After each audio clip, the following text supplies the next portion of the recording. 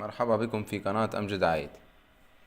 اليوم بشرح لكم طريقة كتابة كلمة سر قوية لأي حساب أيا كان، فيسبوك، جيميل، تويتر، أي منصة تقدر تعمل عليها كلمة سر قوية بالرموز والحروف المطلوبة. من يقول لك عاوز رموز أو علامات، اللي هي الرموز نفس الشكل ده، هتضغط لو من خلال الكمبيوتر هتضغط على علامة شيفت، والعلامات اللي فوق دي علامة الآت. تمام، دي علامة من ضمن العلامات اللي انت ممكن تعملها من هيئة الرموز او العلامات.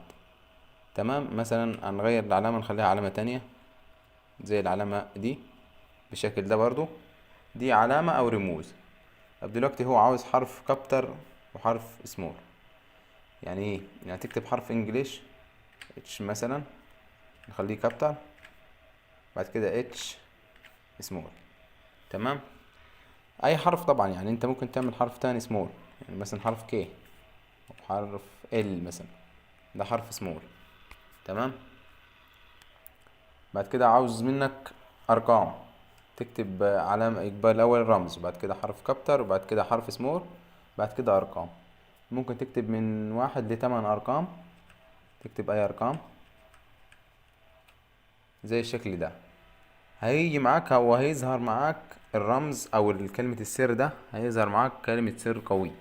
ليه؟ علشان فيها علامة وفيها حرف كابتر وحرف سمول، بعد كده ارقام، فكده كلمة سر تخطط ل10 حروف. تمام، وتقدر تكتب كتابة عربي، يعني تكتب حروف عربي مثلا زي كده، بس تتأكد انت بتكتب من ناحية ان ايه، من الاول او من الاخر، عشان تتأكد من كلمة سر انها قوية برضو. فخلي العربي، ما نكون برضو في ناس بتحب تكتب العربي، فكلمة السر من انها تبقى مرتبة بالتنسيق زي كده، بتكون كلمة سر قوية وتقدر تستخدم حساباتك بأمان. تمام، وممكن تكبر كلمة سر انت، يعني ممكن تخلي كلمة سر اكبر من كده، يعني مثلا كده،